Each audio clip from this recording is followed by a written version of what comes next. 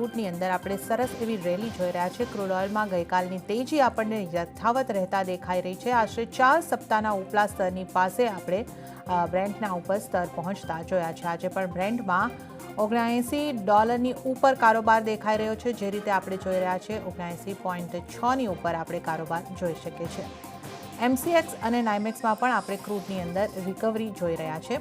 અહીં ઈંધણની માંગને લઈને ચિંતા ઓછી થતાં કિંમતોને સપોર્ટ મળ્યો છે, તો હવે બજારની નજર 4 જાન્યુઆરીએ થનાર ઓપેકની બેઠક ઉપર પણ રહેશે। તો ક્રૂડ અંગે વધુ ચર્ચા કરવા માટે આજે આપણી સાથે અહીંયા આગળથી જોડાઈ રહ્યા છે नरेंद्र तनेजा जी, एनर्जी एक्सपर्ट है जो। नरेंद्र जी, आपका स्वागत है। नरेंद्र जी, जिस तरीके से हम देख रहे हैं क्रूड में हम अच्छी खासी रैली देख रहे हैं, ब्रेंट 79 के ऊपर पहुंच चुका है, तो क्या रीजंस देख रहे हैं आप इसके ईयर एंड में इतनी अच्छी तेजी के? इसके मुख्यतः दो कारण हैं। एक तो यह है कि ओमिक्रॉन को लेकर के जिस तरह का डर एक पैदा हो गया था कि शायद वो डेल्टा से भी खतरनाक हो, और जिस तरह के हालात हमने देखे अप्रैल में, मई में भारत के अंदर या अन्य देशों में, वैसी हालात पैदा हो जाएंगे। लेकिन अब यह है कि वो डर थोड़ा कम हो गया है। ऐसा लगता है कि शायद फैलेगा लेकिन उतना नुकसान नहीं होगा, अर्थव्यवस्था ठप नहीं होगी, बहुत लंबे लॉकडाउन नहीं होंगे। उसको लेकर के बाजार थोड़ा सा जो आश्वस्त हुआ है, रीअश्योर्ड हुआ है, और ये पॉजिटिव साइन जो है उसका दिख रहे हैं कि भाई ग्लोबल इकोनॉमी जो है उसके रिकवरी जो है उसमें कोई बहुत बड़ा डेंट नहीं लगने वाला, अर्थात मांग बढ़ेगी और कुल मिलाकर के ट्रैवल वगैरह भी इवेंचुअली 2-3 हफ्ते के बाद बढ़ना शुरू हो जाएगा।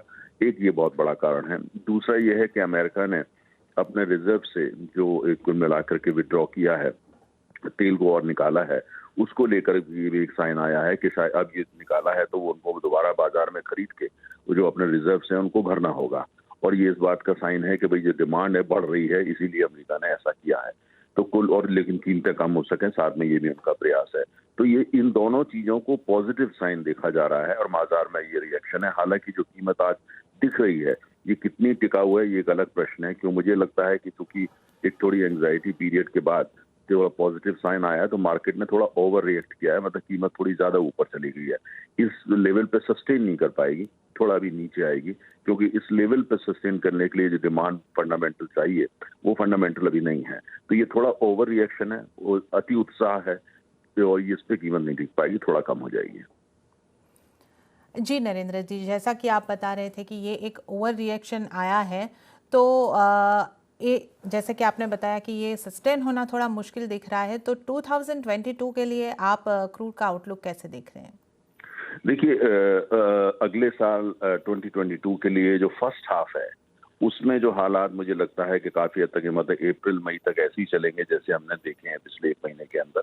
अर्थात कीमत ऊपर तो जरूर बढ़ेगी, लेकिन यह है कि बहुत ज्यादा ऊपर नहीं जाएगी, क्योंकि डिमांड जो है वो उसकी जो रिकवरी है वो थोड़ा स्लो होगी।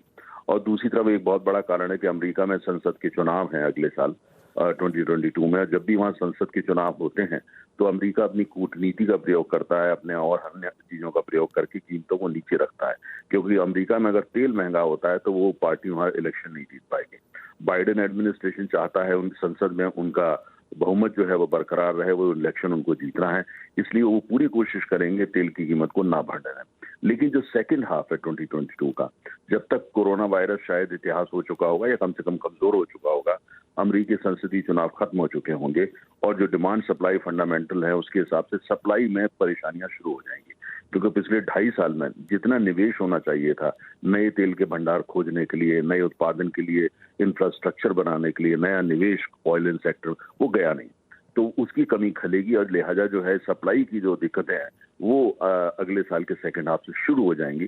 तो अगले साल के सेकंड हाफ में जो कीमतें हैं वो $80 के ऊपर जाएंगी सस्टेन बेसिस पे, और उसके 1 साल बाद जो है यही हालात बने रहेंगे, क्योंकि निवेश हुआ नहीं है और दिक्कतें बरकरार रहेंगी। जबकि दुनिया की अर्थव्यवस्था वैकल्पिक ऊर्जा है, लेकिन वैकल्पिक ऊर्जा अभी तेल का विकल्प नहीं बन सकती आने वाले 10 साल। तो ये इसलिए जो है दिक्कत जो है तेल की वो शुरू हो जाएगी, डिमांड बढ़ेगी, सप्लाई उतनी नहीं होगी, तो अगले साल के एंड में ये कीमत में रिफ्लेक्ट करेगा, और 2023 में ये काफी आगे बढ़ के देखेगा और तेल की कीमतें $100 पर बैरल पहुंचेंगी।